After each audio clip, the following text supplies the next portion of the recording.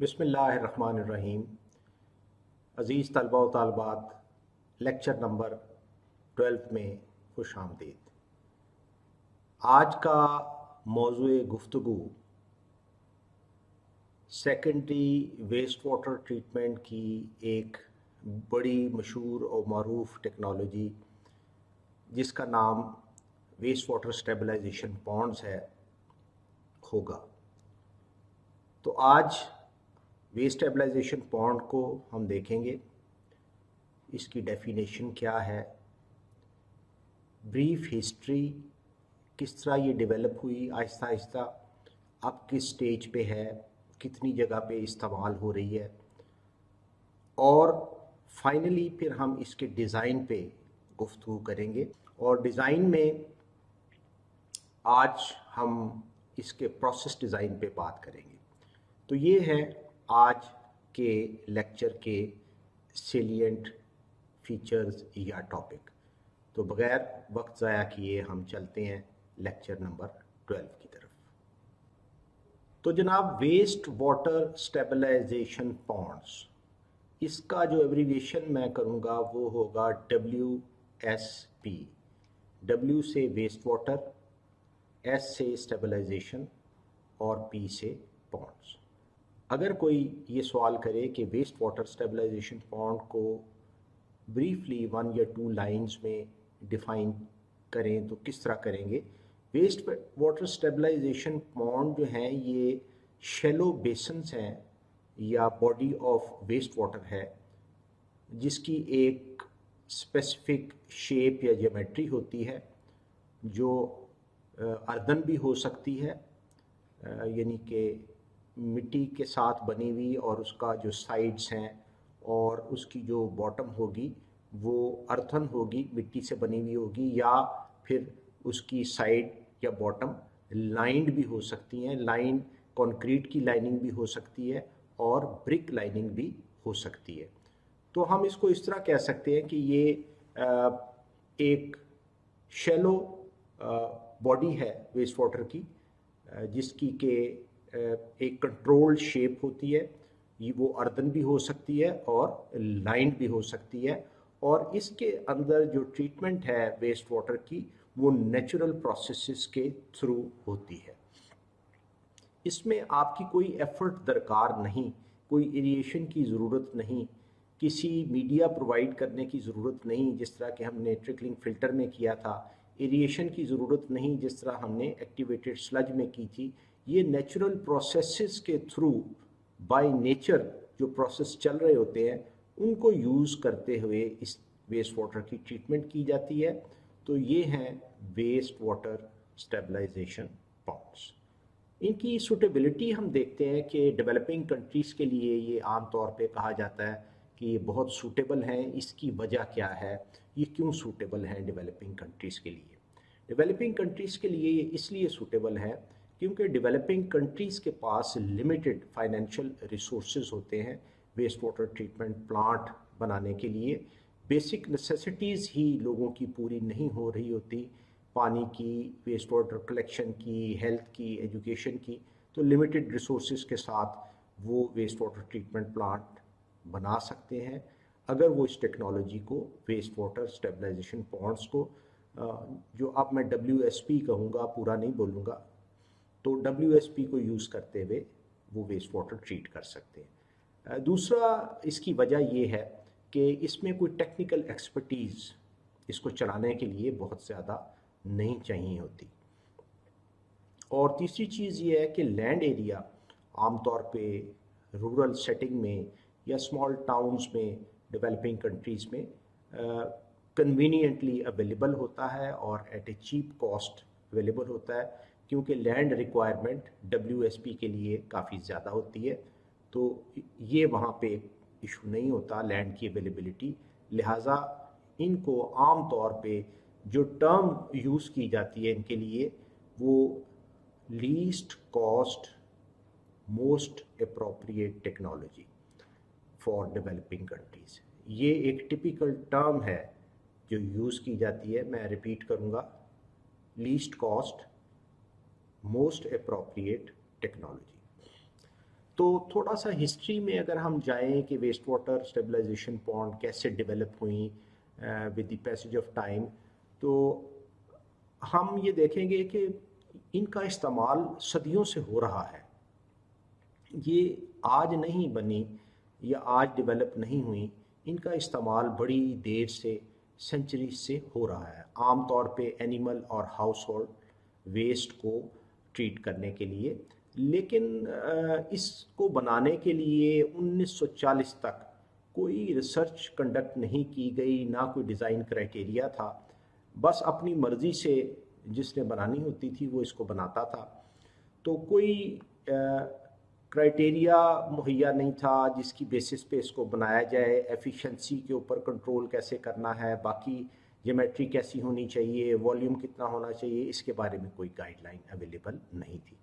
लेकिन 1940 से लेके 1950 तक इस पे अच्छी खासी रिसर्च की गई और इसका एक रैशनल डिज़ाइन क्राइटेरिया डेवलप किया गया।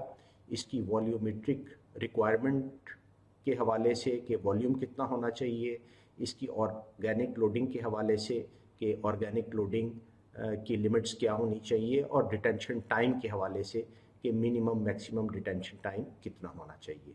तो पहली बार रिसर्च कंडक्ट की गई इस दहाई के अंदर 1940 से लेकर 1950 तक, और बाकायदा एक डिज़ाइन क्राइटेरिया डेवलप किया गया। इसका इस्तेमाल कहाँ कहाँ होता है, ये 50 से ज़्यादा मुल्कों में इस वक्त इस्तेमाल हो रही हैं। आम तौर पे ये कंसेप्ट है कि ये सिर्फ डेवलपिंग कंट्रीज़ में ही इस्तेमाल होती है, नहीं, ऐसा बिल्कुल भी नहीं है। अगर हम यूएसए की मिसाल लें, जहाँ फाइनेंशियल रिसोर्सेज भी एबंडेंटली अवेलेबल हैं, टेक्निकल एक्सपर्टीज़ का भी कोई इशू नहीं है, तो वहाँ भी तकरीबन 7,000 WSPs अवेलेबल है। अगर total waste water treatment plant का काउंट किया जाए यूएसए में, तो 1/3 वेस्ट वाटर ट्रीटमेंट प्लांट जो हैं वो WSP टेक्नोलॉजी पे बेस करते हैं। और ये आम तौर पे देखा गया है कि जहाँ भी पॉपुलेशन 5,000 या 5,000 से कम होती है, वहाँ यूनाइटेड स्टेट्स में WSP is a preferred technology.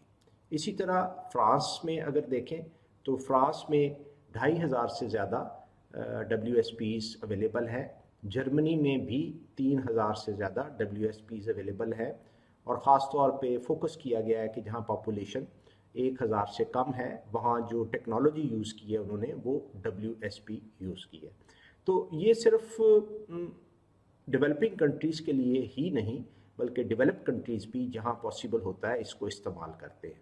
अगर हम इसराइल की मिसाल लें, तो इसराइल में जो फर्स्ट चॉइस है वेस्ट वाटर ट्रीटमेंट टेक्नोलॉजी की, वो WSP है। और इसकी वजह यह है कि वहाँ पानी की काफ़ी कमी है, और जो पानी ट्रीटमेंट के बाद मुहैया होता है WSP से, वो बड़ा सूटेबल होता है इरिगेशन के लिए। WHO वर्ल्ड हेल्थ ऑर्गेनाइजेशन भी रिकमेंड करती है कि जो पानी WSP में ट्रीट किया गया हो उसको आप इरिगेशन के लिए इस्तेमाल कर सकते हैं, रीयूज़ कर सकते हैं।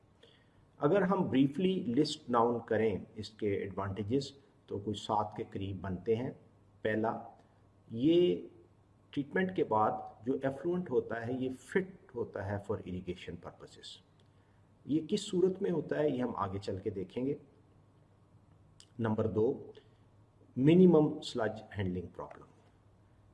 Conventional waste water treatment plant अगर आप देखें तो उसमें डेली बेसिस पे स्लज जो प्रोड्यूस होती है उसको आपको ट्रीट करना पड़ता है, उसको हैंडल करना पड़ता है, उसको डिस्पोज ऑफ करना पड़ता है। लेकिन WSP में ये इशू नहीं है। डेली बेसिस पे स्लज की हैंडलिंग और ट्रीटमेंट नहीं करनी पड़ती। आगे हम देखेंगे कि कितने पीरियड के बाद इसकी सफाई या स्लज की क्लियरेंस की ज़रूरत पड़ती है। Number 3, low in construction and operational cost. इसकी कंस्ट्रक्शन कॉस्ट बाकी ट्रीटमेंट टेक्नोलॉजी से काफ़ी कम होती है, और ऑपरेशनल कॉस्ट भी बराए नाम होती है इसकी। ये इसका बहुत बड़ा फ़ायदा है।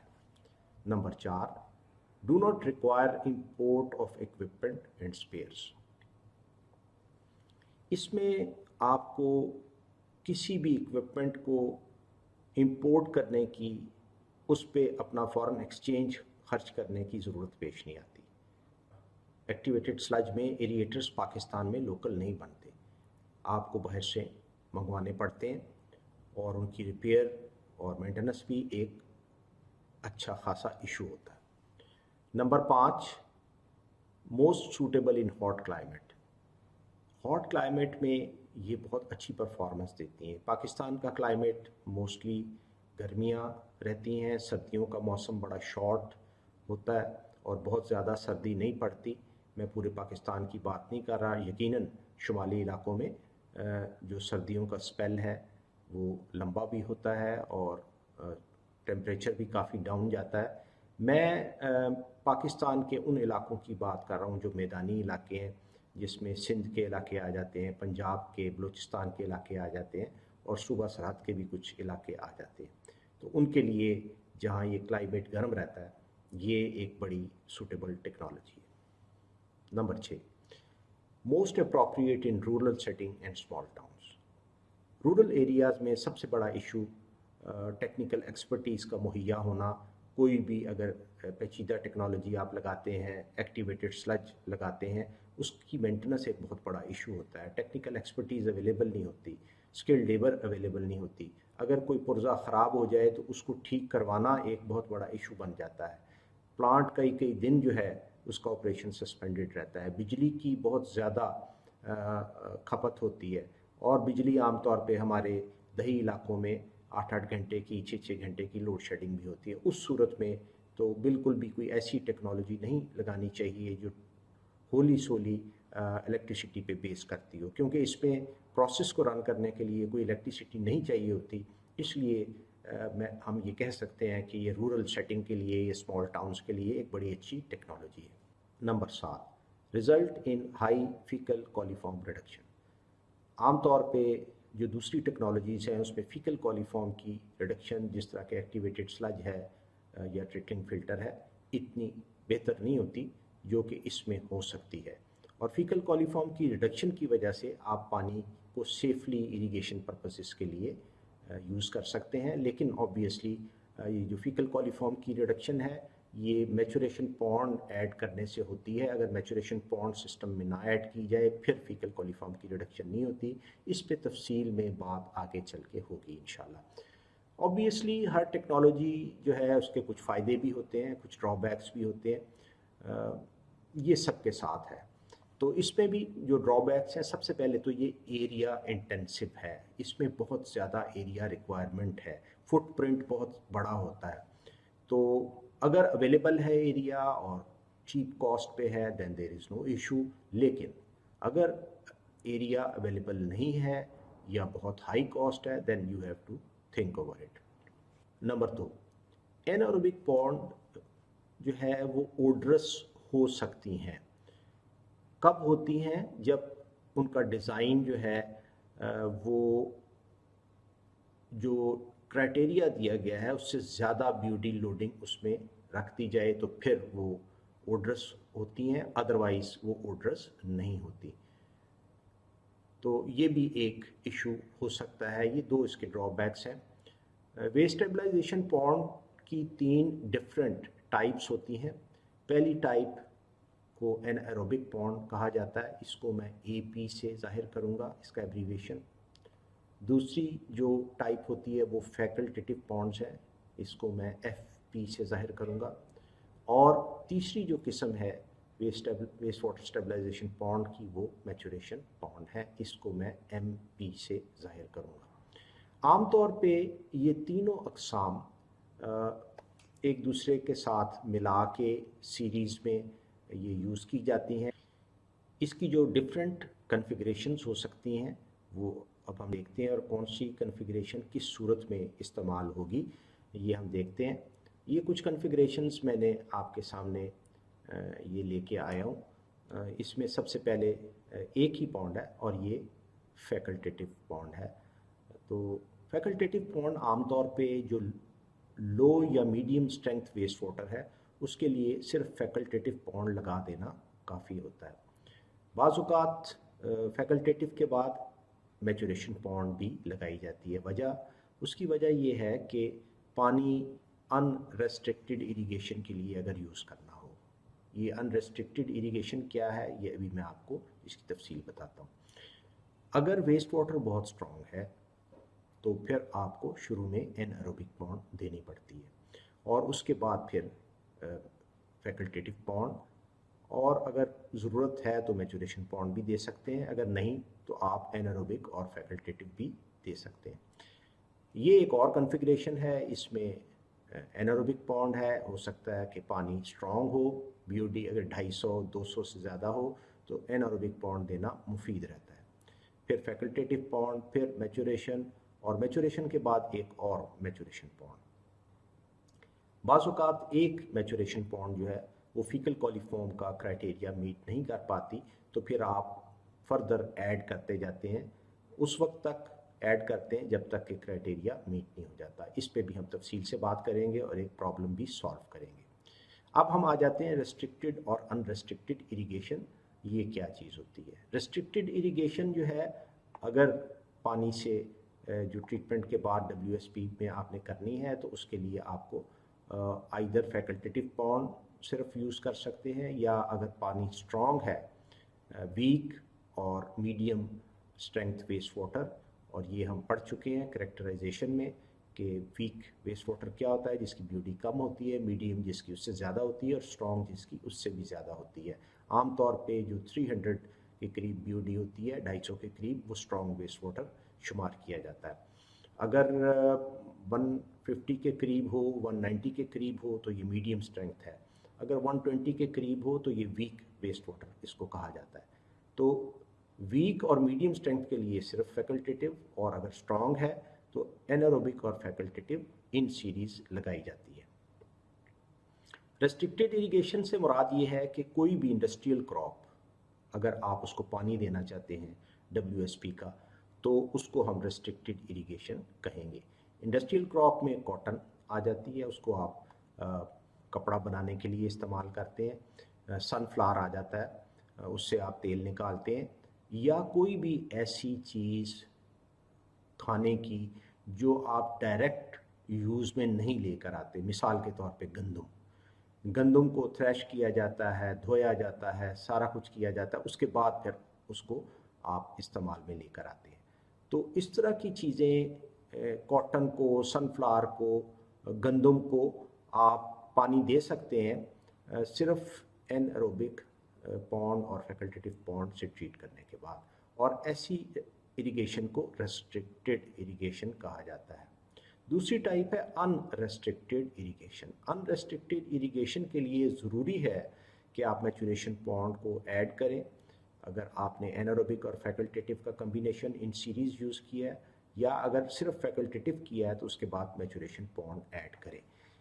अनरेस्ट्रिक्टेड इरिगेशन, वेजिटेबल्स को जो पानी दिया जाना है, या ऐसी वेजिटेबल्स जो आप रॉ बग़ैर पकाए खा सकते हैं, मिसाल के तौर पे सैलड है, सैलड के पत्ते हैं, ये आप पका के नहीं खाते, तो ऐसी चीज़ें, सब्ज़ियाँ या ऐसी सब्ज़ियाँ जिनको आप बग़ैर पकाए खाते हैं, उसको जब इरिगेशन की जाती है तो उसको अनरेस्ट्रिक्टेड इरिगेशन कहा जाता है। अनरेस्ट्रिक्टेड इरिगेशन के लिए फीकल कॉलीफॉर्म की रिडक्शन की जाती है, जिसके लिए फिर मैचुरेशन पॉन्ड को इस्तेमाल किया जाता है।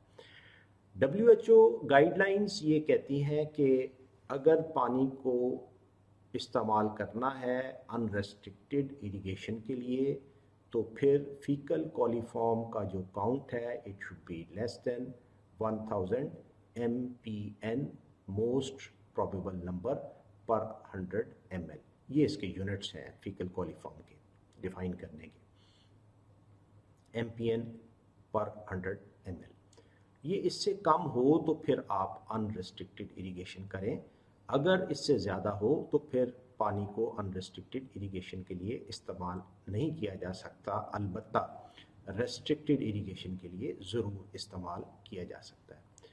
रेस्ट्रिक्टेड और अनरेस्ट्रिक्टेड इरिगेशन ये मैंने डिफ़ाइन आपको कर दिया है, फुट नोट में भी इनकी डेफिनेशंस मौजूद हैं, वहाँ फिर मैं दोबारा आपको दिखा दूँगा। लोकेशन के हवाले से वेस्ट स्टेबलाइजेशन पॉन्ड के ये एडवाइजेबल है कि 500 मीटर बफर जोन दिया जाए, मेन जहाँ पॉपुलेशन है उससे कम 500 मीटर अवे इसको बनाया जाए, और उसकी एस्थेटिक्स और एनवायरमेंटल रीजंस होती हैं। लोग नहीं पसंद करते कि उनके करीब कोई बहुत बड़ी वेस्ट वाटर की ऐसी बॉडी हो, मच्छर, मक्खियाँ, ओडर प्रॉब्लम, या एस्थेटिकली देखने में बुरा लगता है। इसलिए 500 मीटर कम से कम इसको मेन पॉपुलेशन से दूर बनाना चाहिए। लाइनिंग की ज़रूरत कब होती है? अगर वाटर टेबल हाई हो, पानी मीठा हो और लोग हैंड पंप या ट्यूबवेल से उसको ड्रॉ कर रहे हों, तो फिर जो WSP है उसकी लाइनिंग करनी पड़ती है। ब्रिक लाइनिंग सस्ती रहती है, कंक्रीट लाइनिंग खैर बहुत महंगी हो जाएगी। तो लाइनिंग से क्या होता है कि पानी सीप नहीं होता। अगर अर्थन हो तो पानी सीप होगा और वो वाटर टेबल को कंटेमिनेट कर सकता है, लोग बीमार हो सकते हैं। तो ऐसी सूरत में जबकि वाटर टेबल हाई हो और वो इस्तेमाल हो रहा हो वाटर सप्लाई पर्पसेस के लिए, तो फिर ब्रिक लाइनिंग या कोई भी दूसरी लाइनिंग देना ज़रूरी हो जाता है, ताकि वाटर जो है वो कंटेमिनेट ना हो। अब हम आते हैं डिज़ाइन की तरफ। डिज़ाइन में WSP के दो हिस्से होते हैं। पहला हिस्सा उसका प्रोसेस डिज़ाइन, दूसरा हिस्सा उसका फिज़िकल डिज़ाइन।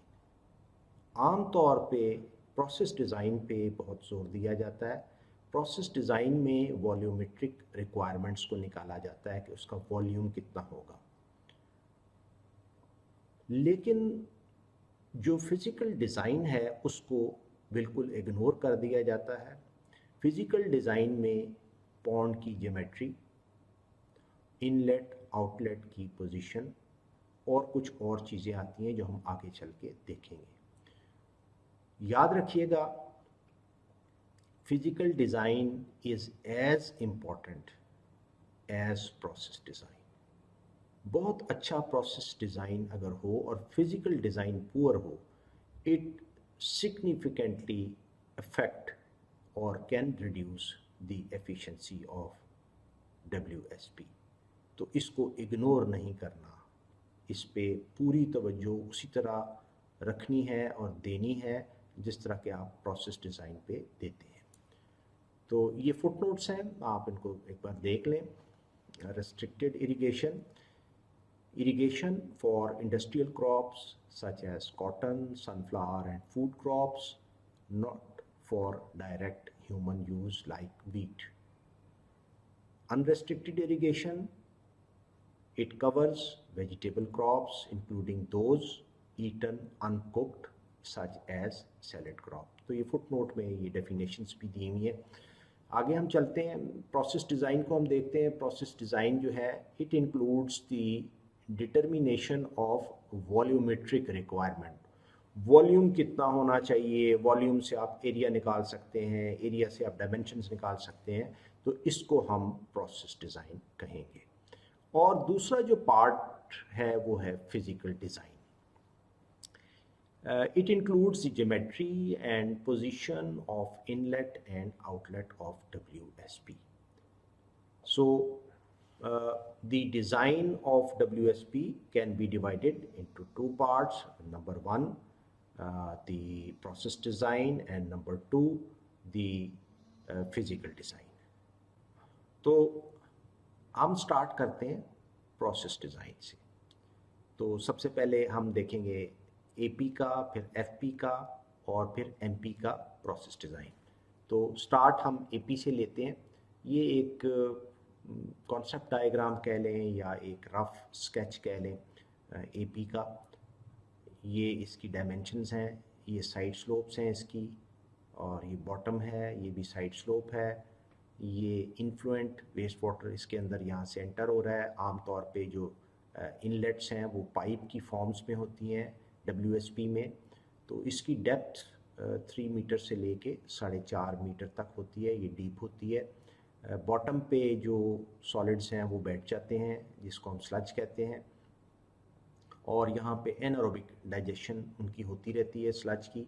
और जो आउटकम है एनारोबिक प्रोसेस का, याद रखें कि उसमें मीथेन और H2S गैस पैदा होती है, और जो ओडर होता है वो इस H2S गैस की वजह से होता है जब ये खारिज होती है यहाँ से। उसके बाद कार्बन डाइऑक्साइड है और अमोनिया है। तो ये एनारोबिक डाइजेशन जो नीचे होती है स्लज की, इसके नतीजे में ये चीज़ें यहाँ से एमिट होती हैं। इसके टॉप पे आमतौर पे एक मोटी लेयर स्कम की होती है, और आप आउटलेट देखें, ये भी एक स्पेसिफिक शेप है। ये इस शेप की वजह से जो स्कम है ये एफ्लुएंट के साथ नहीं जाती और ये यहाँ पे रुक जाती है और ऊपर फ्लोट करती रहती है, और लेटर बाद में इसको हटाया भी जा सकता है। आमतौर पे इसको हटाया जाता नहीं है क्योंकि ये इसको एनारोबिक रखने में मदद देती है। बाहर से ऑक्सीजन जो है इसके अंदर नहीं आ सकती क्योंकि ये एनारोबिक पॉन्ड है, तो आमतौर पे इसको रिमूव नहीं किया जाता। तो ये एक स्केच था एनारोबिक पॉन्ड का। अब हम डिज़ाइन क्राइटेरिया इसका डिस्कस करते हैं। तो जो डिज़ाइन क्राइटेरिया है एनारोबिक पॉन्ड का, इसमें जो मेन पैरामीटर है जिस पे ये डिज़ाइन की जाती है वो है वॉल्यूमेट्रिक लोडिंग। तो क्राइटेरिया दिया हुआ है डंकन मारा के मैनुअल में, अभी मैं उसका रेफरेंस भी आपको दे दूंगा।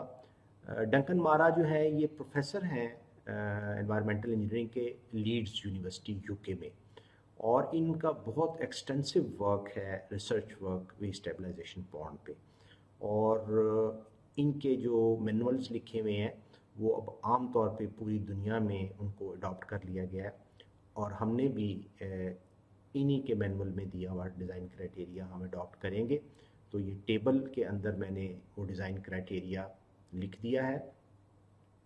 टेबल का कैप्शन है परमिसिबल बीओडी वॉल्यूमेट्रिक लोडिंग।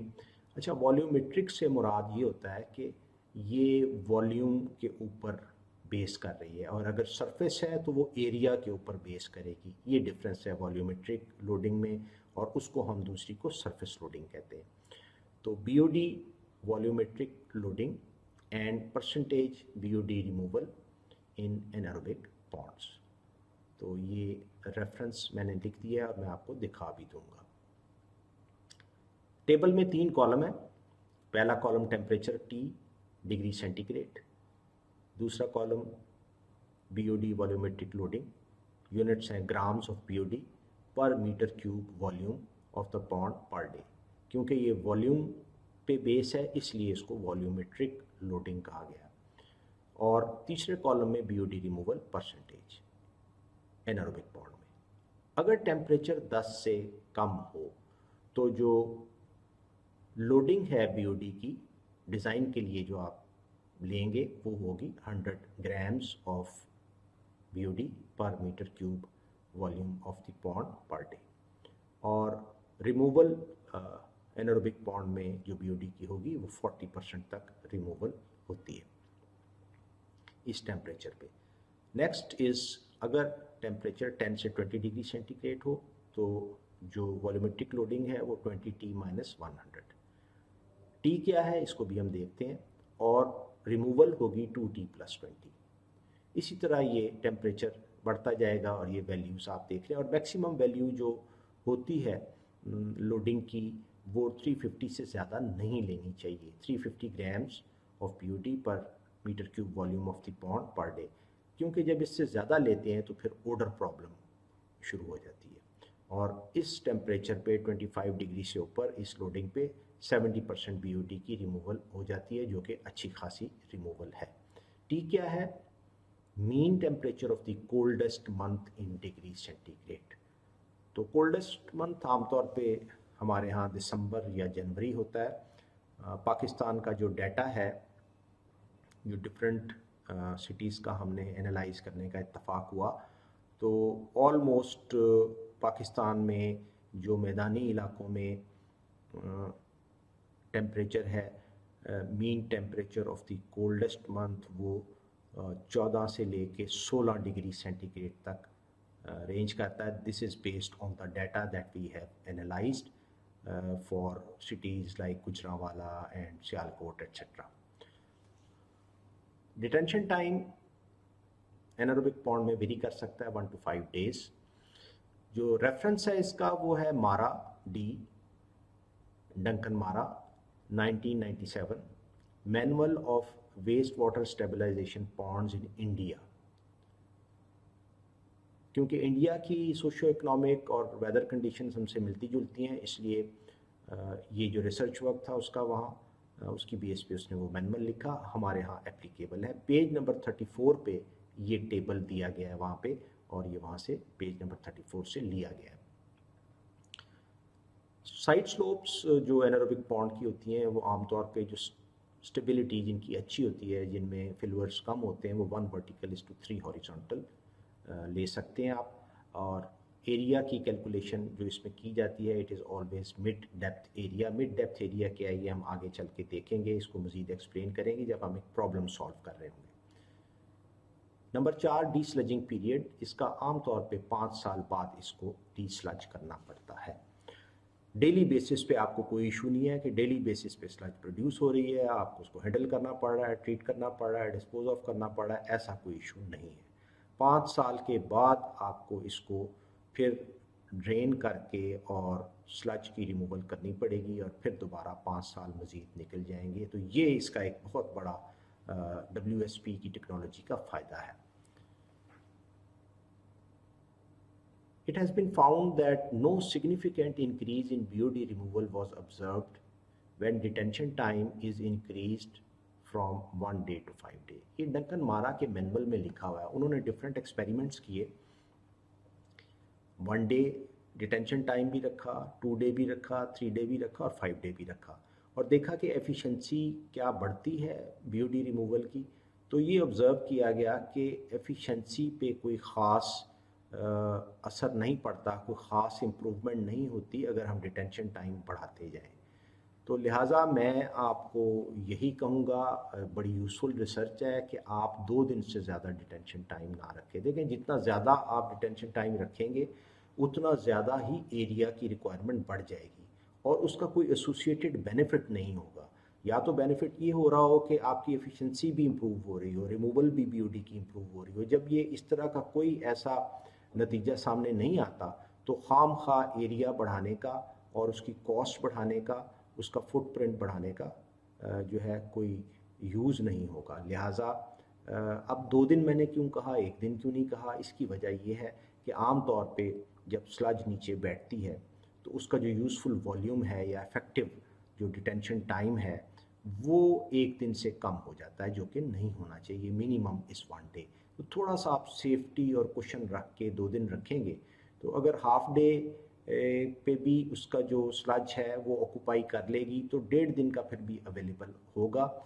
ये मेरी एक सजेशन है, आप इसको फॉलो करें तब भी ठीक है, और अगर आप 1 डे पे करना चाहते हैं तो तब भी आप आज़ाद हैं, क्योंकि जो क्राइटेरिया है वो 1 डे अलाउ कर रहा है।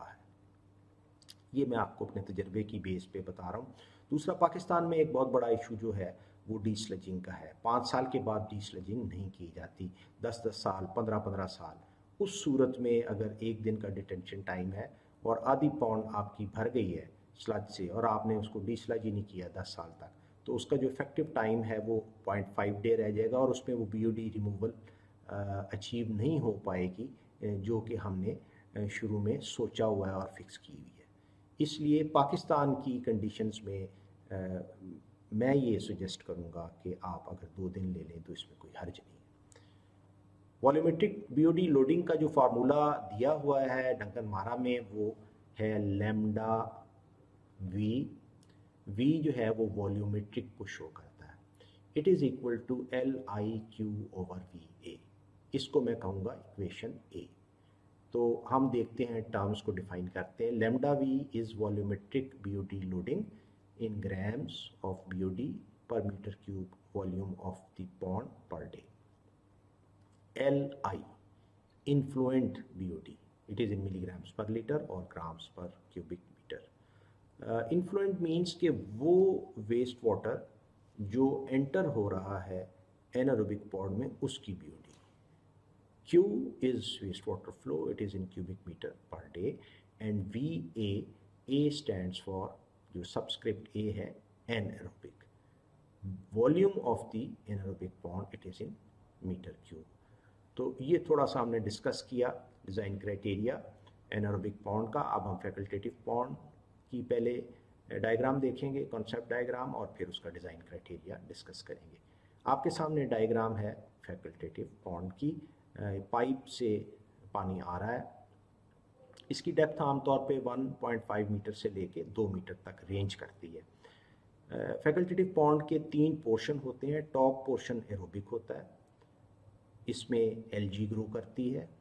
एल्गी जो है जब ग्रो करती है, जब पौधा आप देखते हैं ऑक्सीजन छोड़ता है, तो वो ऑक्सीजन फिर बैक्टीरिया इस्तेमाल करते हैं।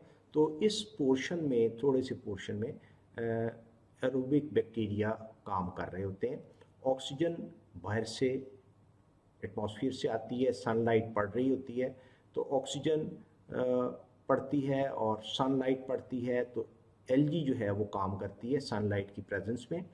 और उसके बाद टॉप लेयर के बाद मिडल लेयर है, ये फैकल्टेटिव होती है। इसमें बैक्टीरिया दोनों किस्म के होते हैं, जो ऑक्सीजन की मौजूदगी में भी काम करते हैं और अगर ऑक्सीजन मौजूद ना हो तब भी काम करते हैं और फूड को मेटाबोलाइज करते हैं, ऑर्गेनिक मैटर को। ऐसे बैक्टीरिया को जो दोनों कंडीशंस में काम कर लें, फैकल्टेटिव बैक्टीरिया कहा जाता है। बॉटम लेयर जो है वो एनारोबिक होती है। ऑक्सीजन यहाँ पे कम होती है, बल्कि होती ही नहीं, एनारोबिक इसीलिए इसको कहा गया है। तो ये बॉटम का थोड़ा सा पोर्शन फैकल्टेटिव पॉन्ड का एनारोबिक होता है। अगर आप देखें तो एक ख़ास अंदाज से ये बनाई गई है आउटलेट भी, और ये जो पोर्शन है ये रोकता है कोई भी फ्लोटिंग मैटर या स्कम वगैरह है उसको एफ्लुएंट में जाने से। तो ये थी कॉन्सेप्ट डायग्राम फैकल्टेटिव पॉन्ड की। अब हम इसकी एप्लीकेशन पे आ जाते हैं कि ये कहाँ अप्लाई होती है। मोस्टली ये यूज़ होती है डोमेस्टिक सीवेज के लिए, लो से लेके मीडियम स्ट्रेंथ तक, ये हम जिस तरह पहले हम डिस्कस कर रहे हैं। तो हैज़ 3 जोन्स, इसके 3 जोन होते हैं जो कि हमने ऊपर देखे हैं। अब हम डिज़ाइन क्राइटेरिया पे आते हैं इसके। इनको फैकल्टेटिव पॉन्ड को सरफेस लोडिंग रेट पे डिज़ाइन किया जाता है। kilograms of BOD per hectare area of the pond per day। और जो डंकन मारा में फॉर्मूला दिया हुआ है वो है लैम्डा एस। एस जो है वो सरफेस लोडिंग को जाहिर करता है। It is equal to 10 LIQ/AF। इसको मैं कहूँगा इक्वेशन बी। अब हम टर्म्स को डिफाइन कर लेते हैं।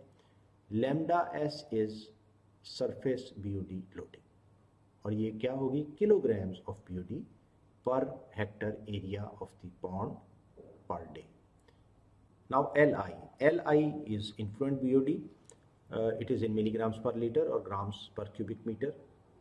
LI वो BOD है जो फैकल्टेटिव पॉन्ड के अंदर वेस्ट वाटर आ रहा है उसकी BOD।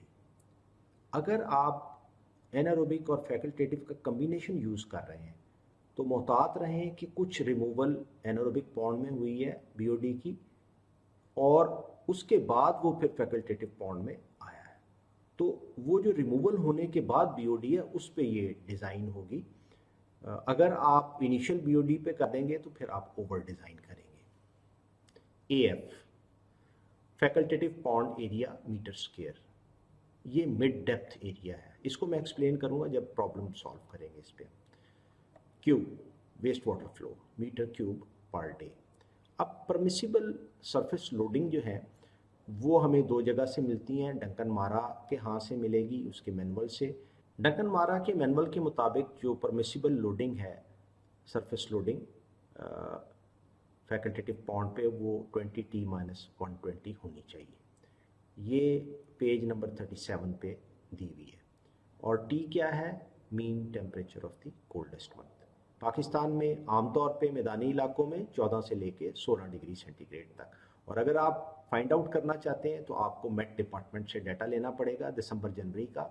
तो फिर आप उसमें से mean temperature of the coldest month देखेंगे। Mean temperature of the coldest month कैसे निकालते हैं, जो सबसे कम टेम्परेचर है उस दिन में और जो सबसे ज़्यादा टेम्परेचर है, मिनिमम और मैक्सिमम टेम्परेचर, उसको जमा करते हैं, 2 पे डिवाइड करते हैं, तो ये मीन टेम्परेचर आ जाता है। एक दूसरी जगह भी क्राइटेरिया दिया हुआ है, वो है lambda S, it is equal to 20T-60। ये 120 है, ये 60 है। अच्छा, इस सूरत में लैम्डा एस जो सरफेस लोडिंग है वो कम आएगी और एरिया आपका फैकल्टेटिव पॉन्ड का ज़्यादा आएगा। इस सूरत में ये लैम्डा एस ज़्यादा आएगी क्योंकि आपने जो माइनस किया है वो 60 किया है, तो जब ये ज़्यादा आएगी तो पॉन्ड का एरिया कम हो जाएगा। ये फार्मूला दिया है आर्थर ने।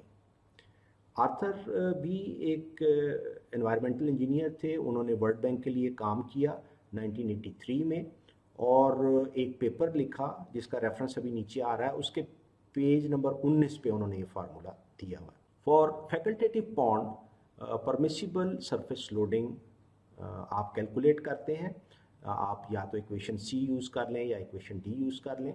इससे आप परमिसिबल लोडिंग फाइंड आउट करें और उसके बाद पॉन्ड का एरिया जो है वो आप इक्वेशन बी से निकालेंगे, जो ऊपर ये इक्वेशन बी है। तो ये लैम्डा एस आपने निकाल लिया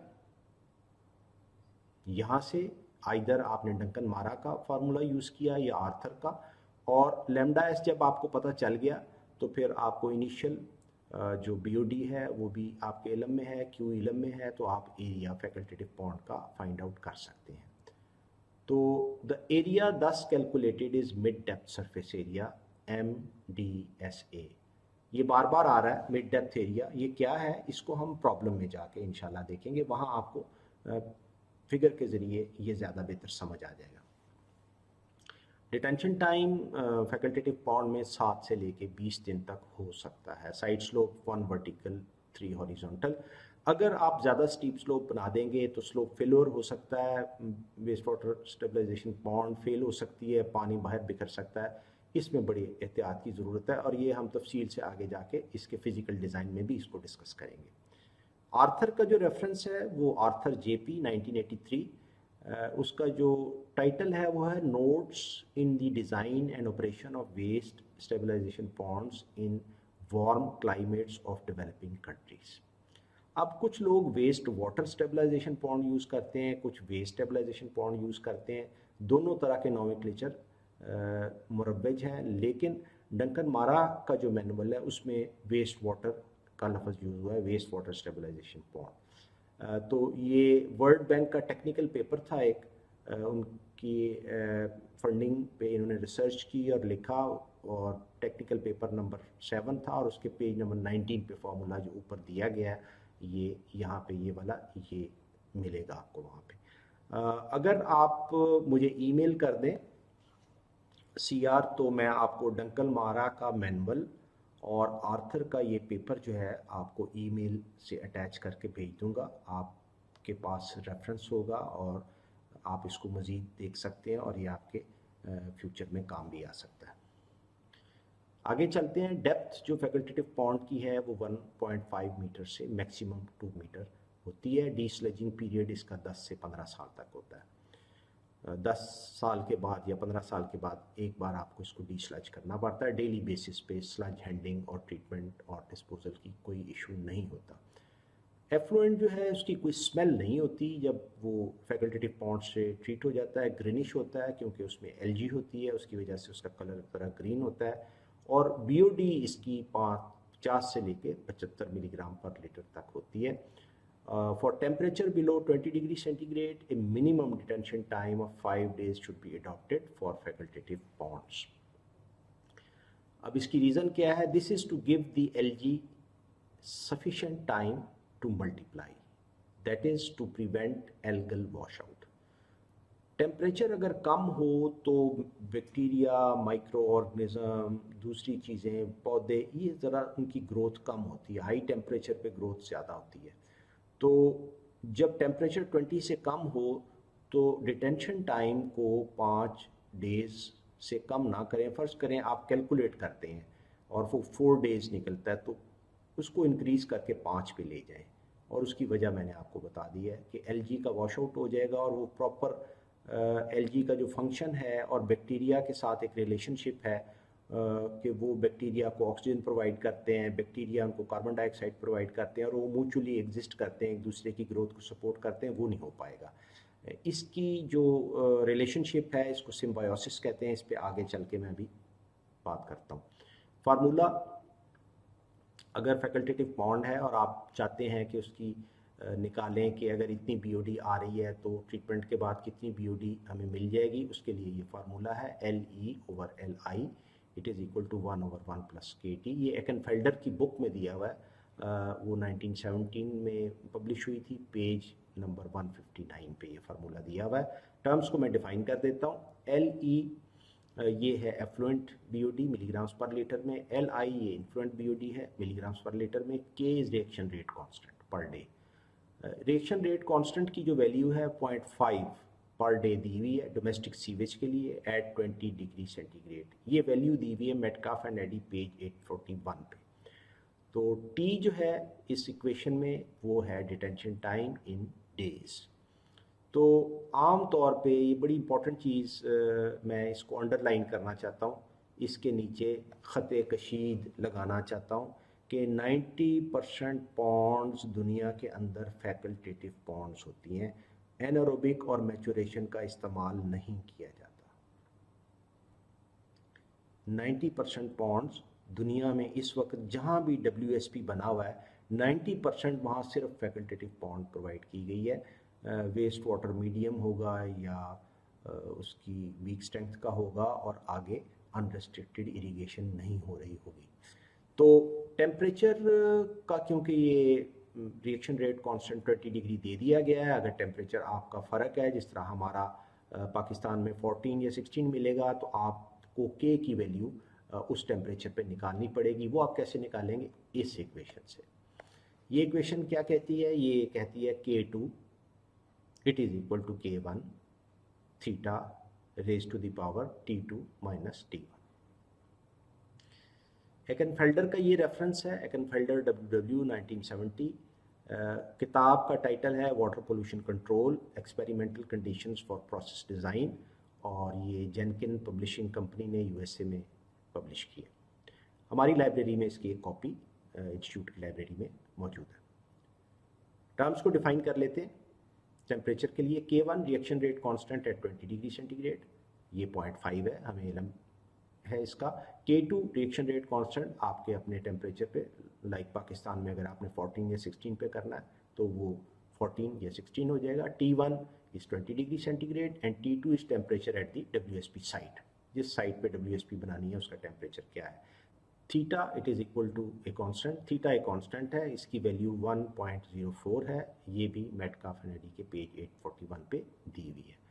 बीओडी रिमूवल फैकल्टेटिव पॉन्ड में आमतौर पे 70 to 80% होती है। It is based on unfiltered samples and usually above 90% based on filtered samples. ये क्या चीज़ है? अनफिल्टर्ड सैंपल मीन्स कि आपने जो सैंपल ड्रॉ किया, ले लिया, उसमें LGB है। अब LGB कोई ऑर्गेनिक मैटर है, वो BOD एक्सर्ट करेगी, तो BOD की जो रिमूवल है वो अनफिल्टर्ड सैंपल की कम आएगी। यूरोप के अंदर वो आमतौर पे जो परफॉर्मेंस वैल्यूएशन करते हैं WSP की, वो फिल्टर्ड सैंपल की बेस पे करते हैं। वो सैंपल को लेते हैं फैकल्टेटिव पॉन्ड से, उसको फिल्टर करते हैं, LG फिल्टर आउट हो जाती है, वेस्ट वाटर बच जाता है। उसको जब उसकी BOD करते हैं तो ऑब्वियसली उसकी BOD कम आती है, क्योंकि उसमें LG नहीं होती। LG भी ऑर्गेनिक मैटर है, वो भी BOD एक्सर्ट करती है, तो लिहाजा परफॉर्मेंस बेहतर आ जाती है। ये फ़र्क है। हमारे यहाँ पाकिस्तान में हम अनफिल्टर्ड सैंपल को इस्तेमाल करते हैं। एफ्लुएंट जो होता है वो आमतौर पे ग्रीनिश कलर का होता है फैकल्टेटिव पॉन्ड का, वजह LG की प्रेजेंस की वजह से। अब आ जाते हैं बैक्टीरिया और LG किस तरह आपस में एग्जिस्ट करते हैं एक फैकल्टेटिव पॉन्ड में। इनका जो रिलेशनशिप होता है इसको सिम्बायोटिक रिलेशनशिप कहते हैं। सिम्बायोटिक रिलेशनशिप ये है कि दोनों एक दूसरे के लिए मुफीद हों, मैं आपके लिए मुफीद हूँ, आप मेरे लिए मुफीद हैं, तो ये एक सिम्बायोटिक रिलेशनशिप है। अगर मैं आपको कोई फ़ायदा दे रहा हूँ और आप मुझे कोई फ़ायदा नहीं दे रहे, तो then it is not a symbiotic relationship. तो क्योंकि LG बैक्टीरिया की ग्रोथ में मदद कर रहे होते हैं, बैक्टीरिया LG की ग्रोथ में मदद कर रहे होते हैं, तो ऊपर वाला जो पोर्शन एरोबिक पोर्शन है जिसमें LG होती है, LG एंड बैक्टीरिया जो एरोबिक बैक्टीरिया हैं, they exist in a symbiotic relationship under normal light conditions. ये बड़ा ज़रूरी फ़िक्र है। नॉर्मल लाइट कंडीशन, क्योंकि लाइट जब नहीं होगी एलजी काम नहीं करेगी। रात के वक्त लाइट नहीं होगी तो वो ग्रो नहीं करेगी, वो ऑक्सीजन नहीं बनाएगी। ये रिलेशनशिप एक फिगर के ज़रिए मैंने एक्सप्लेन करने की कोशिश की है, मैं यहाँ से आपको एक्सप्लेन करता हूँ। बैक्टीरिया जो मौजूद हैं वो वेस्ट वाटर के अंदर से बीओडी को एज ए फूड ले रहे हैं, एलजी उनके लिए ऑक्सीजन बना रही है। इस ऑक्सीजन की प्रेजेंस में वो इस वेस्ट वाटर के अंदर मौजूद बीओडी को एज ए फूड कंज्यूम करेंगे और मज़ीद सेल बनाएंगे और कार्बन डाइऑक्साइड पैदा होगी। ये कार्बन डाइऑक्साइड एलजी इस्तेमाल करेगी in the presence of sunlight और मज़ीद एलजी पैदा होगी इसकी, और साथ ही ऑक्सीजन पैदा करेगी। ये मज़ीद एलजी, न्यू सेल्स और फिर ऑक्सीजन, और ये ऑक्सीजन फिर बैक्टीरिया इस्तेमाल करेंगे। तो ये एक म्यूचुअली बेनिफिशियल रिलेशनशिप है। एलजी ऑक्सीजन दे रही है, बैक्टीरिया कार्बन डाइऑक्साइड दे रहे हैं जिसकी के एलजी को ज़रूरत है। जिस तरह पौधे कार्बन डाइऑक्साइड लेते हैं सनलाइट की प्रेजेंस में, तो इसी तरह एलजी भी ये सनलाइट की प्रेजेंस में कार्बन डाइऑक्साइड को इस्तेमाल करती है। तो ये एक म्यूचुअली बेनिफिशियल रिलेशनशिप होता है top layer of the facultative bond में बिटवीन एलजी एंड बैक्टीरिया, और इसको बैक्टीरिया एलजी सिम्बायोसिस कहते हैं। सिम्बायोसिस और symbiotic relationship is a mutually beneficial relationship. Both benefit from each other.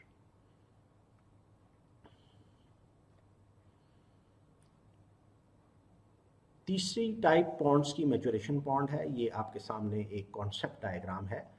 Influential एक पाइप के ज़रिए आता है, इसकी डेप्थ 1 से लेके 1.5 मीटर तक होती है और ये फुल्ली एरोबिक होती है।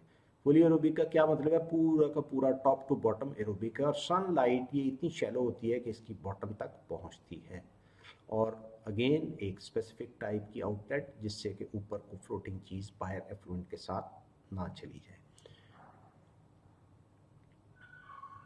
These are fully aerobic and used after facultative bonds. Purpose क्या होता है? Primarily used for the reduction of fecal coliform.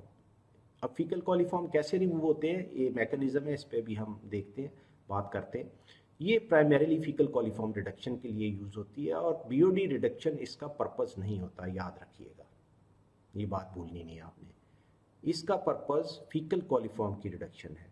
BOD reduction अगर थोड़ी बहुत हो जाती है एज ए साइड बेनिफिट, तो वो किसी कंसिडरेशन में हम मैचुरेशन पॉन्ड के लिए नहीं लेते। अब किस तरह जो है रिमूवल होती है फीकल कॉलीफॉर्म की, उसके 3 तरीके हैं मैचुरेशन पॉन्ड में। Number 1 is time and temperature.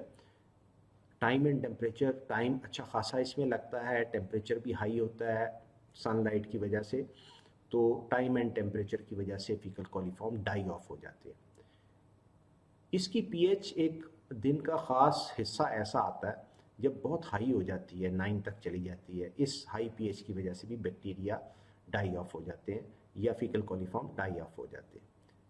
तीसरा मैकेनिज्म जिसकी वजह से फीकल कॉलीफॉर्म रिड्यूस होते हैं, हाई लाइट इंटेंसिटी। आपके इल्म में है कि सूरज की लाइट में अल्ट्रावायलेट रेज होती हैं जो कि जरासीम कुश होती हैं, जरासीम को मारती हैं, तो उसकी वजह से भी फीकल कॉलीफॉर्म जो है वो डाई ऑफ होते हैं। तो ये 3 तरीके हैं जिनसे फीकल कॉलीफॉर्म की रिमूवल होती है मैचुरेशन पॉन्ड में: time and temperature, high pH and high light intensity. अब एक ख़ास टर्म है जो कि वेस्ट स्टेबलाइजेशन पॉन्ड के हवाले से, डब्ल्यूएसपी के हवाले से, हेलमिन्थ्स। हेलमिन्थ्स ये एक माइक्रो ऑर्गेनिज्म आपकी किस्म समझ लें, ये सेटल हो जाते हैं बॉटम पे and they eventually die at the bottom. Helminth होते क्या हैं? They are parasites. पैरासाइट क्या है? एक ये ऐसा डिजीज़ कॉजिंग ऑर्गेनिज्म है जो कि आपकी बॉडी के अंदर जब चला जाता है तो ये अपनी नरिशमेंट आपकी बॉडी से लेता है, वहाँ ग्रो करता है और आपकी बहुत सारी नरिशमेंट जो है वो इस्तेमाल कर लेता है। ऐसी जरासीम को, या आप इसको कुछ भी कह लें, पैथोजन कह लें, इसको पैरासाइट कहा जाता है।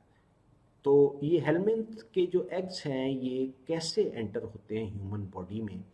ह्यूमन बॉडी के अंदर ये आमतौर पे मुंह के ज़रिए दाखिल हो सकते हैं, नाक के ज़रिए दाखिल हो सकते हैं, और एनस के ज़रिए जहाँ से आपका फीसिस निकलता है वहाँ से दाखिल हो सकते हैं। आमतौर पे वॉशरूम जाने के बाद जो लोग हाथ नहीं धोते, तो हाथ सही तरह ना धोने की वजह से भी खाने के दौरान अगर कोई हेलमेंथ है तो वो दोबारा उनके पेट में चला जाता है, या कहीं किसी ने वेस्ट वाटर से इरिगेशन की है, उसके हाथ गंदे हैं, उसने सही तरह धोए नहीं है और उसमें हेलमेंथ मौजूद था, तो वो उसकी बॉडी के अंदर जा सकता है। ये 3 रूट्स हैं बॉडी के अंदर जाने के। जब बॉडी के अंदर ये चला जाता है हेलमेंथ, तो फिर ये आपकी ब्लड स्ट्रीम में ट्रेवल करता हुआ आपकी इंटेस्टाइन में आ जाता है और वहाँ जाके बैठ जाता है, और वहाँ फिर ये ग्रो करता है, आपकी बॉडी से फूड लेता है, मल्टीप्लाई करता जाता है, और ये आप बच्चा वीक होता जाता है या इंसान वीक होता है, उसकी सेहत नहीं बनती। वो कहते हैं ना जी, बच्चा खाता तो बहुत है लेकिन ये कमज़ोर है, इसकी सेहत ही नहीं बनती। वो बच्चे के पेट के अंदर ये हेलमेंथ होते हैं, या इसको पेट के कीड़े भी आमतौर पे कहा जाता है। इसका डायग्नोसिस कैसे होता है? ये आमतौर पे फिजिकल एग्जामिनेशन के ज़रिए और स्टूल टेस्ट के ज़रिए होता है, और इसका इलाज जो है एंटी वॉर्म ड्रग्स दी जाती हैं पेशेंट को या बच्चे को, तो वो उससे वो ठीक हो जाता है। एग्जाम्पल्स हम देखते हैं कॉमन हेलमेंथ की। Round worm, pin worm. Pin worm जो है ये, अगर मुझे आप इजाज़त दें, देखें पढ़ाई के अंदर तो मैं एग्जाम्पल नहीं दूंगा आपको, मैं बताऊंगा नहीं, आपको समझ कैसे आएगी। ये बच्चों को जो चमूने नहीं काटते हैं, ये वो पिन वॉर्म वो चमूने होते हैं, जिसको हम कहते हैं जी बच्चे को चमूने बड़े हो गए, तो ये भी हेलमेंथ की एक फॉर्म है। टेप वॉर्म, टेप वॉर्म भी ये पेट के कीड़े। तो जो मैचुरेशन पॉन्ड है इनमें डिटेंशन टाइम 4 से 14 दिन तक होता है, साइड स्लोप्स 1 वर्टिकल 3 हॉरिजॉन्टल, और डी स्लजिंग पीरियड बड़ा लंबा 20 साल के बाद। अब इसका क्राइटेरिया डिज़ाइन क्या है? डिज़ाइन क्राइटेरिया जो है ये बेस करता है फीकल कॉलीफॉर्म की रिमूवल के ऊपर। बीओडी रिडक्शन की कंसिडरेशन आती ही नहीं इसमें। तो डिज़ाइन फार्मूला इसका ये अगेन डंकन मारा से लिया गया है, NE over NI it is equal to 1/1 plus KT। Terms को हम डिफाइन कर देते हैं, इस इक्वेशन को मैं इक्वेशन D कहूँगा। NI number of faecal coliform in the influent waste water के अंदर पर 100 ml। यूजुअली ये बहुत ज़्यादा टेस्ट किए गए हैं, लिटरेचर में अवेलेबल हैं। ये मैंने डंकन मारा के पेज 33 से लिया है। 10⁻⁷, ये आप समझ लें 10 मिलियन से लेके 100 मिलियन तक सिर्फ 100 ml में ये मौजूद होते हैं। NE ये नंबर ऑफ कॉलीफॉर्म है एफ्लुएंट में। जब मैचुरेशन पॉन्ड से ट्रीट होकर निकल गया तो फिर कितने उसमें फीकल कॉलीफॉर्म रह गए पर 100 ml। K is the bacterial die away constant. Bacteria किस रेट पे डाई करते हैं? यूजुअली इसकी जो K की वैल्यू है ये 2.6 पर डे है एट 20 डिग्री सेंटीग्रेड। ये लिटरेचर में रिपोर्टेड है, ऑब्वियसली ये रिसर्च करके निकाली जाती है। डंकन मारा के मैनुअल में पेज 41 पे इसकी वैल्यू यही दी हुई है जो मैंने ऊपर यहाँ पे लिखी है। ऑब्वियसली ये टेम्परेचर डिपेंडेंट है। KT it is equal to 2.6 multiplied by 1.19 raised to the power T minus 20, और T क्या है? टेम्परेचर, जो हम अपनी WSP के लिए इस्तेमाल करें। पाकिस्तान में क्या कर रहे हैं, 14 या 16। ये तो मैं आपको वैसे जनरल बता रहा हूँ, आप ज़रूर तहकीक कर लें, वहाँ का डाटा ले लें ताकि आप सही टेम्परेचर पे पहुँच सकें। तो इसमें आप देखें कि ये अगर 14 डिग्री है तो यहाँ पे 14 - 20 आ जाएगा, और 14 डिग्री पे आप K की वैल्यू निकाल लेंगे। ऑब्वियसली जैसे जैसे टेम्परेचर कम होगा ये 2.6 से कम होगी, जैसे जैसे टेम्परेचर हाई होगा ये 2.6 से बढ़ेगी। तो इस इक्वेशन में, इक्वेशन D में T जो है डिटेंशन टाइम है मैचुरेशन पॉन्ड में इन डेज में। समटाइम्स एक मैचुरेशन पॉन्ड रिक्वायरमेंट को पूरा कर देती है। फीकल कॉलीफॉर्म का जो क्राइटेरिया वर्ल्ड हेल्थ ऑर्गेनाइजेशन का है, that is it should be less than 1000 faecal coliform पर 100 ml, वो पूरा नहीं होता। उस केस में we add more in series के अंदर हम और ऐड करते जाते हैं, हैविंग सेम साइज़। अब आप ये पूछेंगे कि ये साइज़ क्यों नहीं हम चेंज कर सकते। इसकी वजह ये है, this is the most efficient configuration, most simple efficient configuration कि आप रिएक्टर इन सीरीज़ ऐड करते जाएं। In case of N ponds, फ़र्ज़ करें हमने एन पॉन्ड्स ऐड किए हैं, तो जो डिनोमिनेटर है इक्वेशन डी का, इट विल बी 1 + KT1। ये T1 जो है ये एक पॉन्ड में डिटेंशन टाइम है। ऑब्वियसली अगर इक्वल साइज़ की हैं तो multiplied by 1 + KT2 multiplied by 1 + KT3 and it goes on and on, finally 1 + KTn। तो उसका डिनोमिनेटर जो है वो ये हो जाएगा। मैं ऊपर जाके आपको दोबारा वहाँ दिखाता हूँ। ये देखें यहाँ पे ये सिर्फ 1 पॉइंट KT है, तो अगर मल्टीपल पॉन्ड्स इन सीरीज लगाई हैं इक्वल साइज़ की, वो 1 + KT1 मल्टीप्लाइड बाय 1 + KT2 और एंड सो ऑन, ये डिनोमिनेटर हो जाएगा। हम आगे प्रॉब्लम सॉल्व करेंगे, वहाँ ये मज़ीद आपको क्लियर हो जाएगा। एफ्लुएंट जो है वो एक वेल डिज़ाइन मैचुरेशन पॉन्ड से उसकी BOD आमतौर पे 30 mg/L तक होती है। तो आज हमने यहाँ पे प्रोसेस डिज़ाइन को ख़त्म कर लिया और फिज़िकल डिज़ाइन हम इंशाल्लाह नेक्स्ट लेक्चर में करेंगे। अज़ीज़ तलबा व तालिबात, लेक्चर नंबर 12 को हम यहाँ कंक्लूड करते हैं। आज हमने क्या पढ़ा, क्विकली हम इसको समराइज़ कर लेते हैं। वेस्ट वाटर ट्रीटमेंट की secondary treatment technology WSP, waste water stabilization pond का आज आगाज़ किया गया। हमने ये देखा कि हम डिफ़ाइन कैसे कर सकते हैं इसको। डेफिनेशन के बाद हमने ये देखा कि ये कहाँ कहाँ के लिए सूटेबल है। हमने देखा कि ये डेवलपिंग कंट्रीज़ के लिए बहुत सूटेबल है, जहाँ फंड्स अवेलेबल नहीं, टेक्निकल एक्सपर्टीज़ अवेलेबल नहीं, और एक इसके अलावा लैंड एरिया इजीली अवेलेबल होता है छोटे जगह पे, रूरल एरिया में, रूरल सेटिंग में, छोटे टाउन्स में, तो उसके लिए ये बड़ी अप्रोप्रिएट है। तो लेकिन ये सिर्फ डेवलपिंग कंट्रीज़ में नहीं यूज़ हो रही, अमेरिका में, यूरोप में, बहुत सारी जगह जहाँ फिजिबल होता है इसको इस्तेमाल किया जाता है। उसके बाद हमने इसकी ब्रीफ हिस्ट्री देखी। ब्रीफ हिस्ट्री के बाद हम इसके डिज़ाइन पे काम शुरू किया। डिज़ाइन को 2 हिस्सों में तकसीम किया जा सकता है। पहला हिस्सा उसका प्रोसेस डिज़ाइन, इसमें हम वॉल्यूमेट्रिक रिक्वायरमेंट को निकालते हैं, और दूसरा हिस्सा फिज़िकल डिज़ाइन, इसमें इसकी geometry, position of inlet and outlet और चंद दूसरी चीज़ें आती हैं जो हम इंशाल्लाह नेक्स्ट लेक्चर में देखेंगे। तो आज का लेक्चर हम यहाँ कंक्लूड करते हैं। अपना ख्याल रखिएगा, तमाम हिफाजती तदाबीर इस्तेमाल करते रहें। अल्लाह ताला आपकी हिफाजत फरमाए, कामयाबी आपका मुकद्दर हो, दीन और दुनिया दोनों की फलाह अल्लाह ताला आपको नसीब करे। अस्सलाम वालेकुम व रहमतुल्लाह।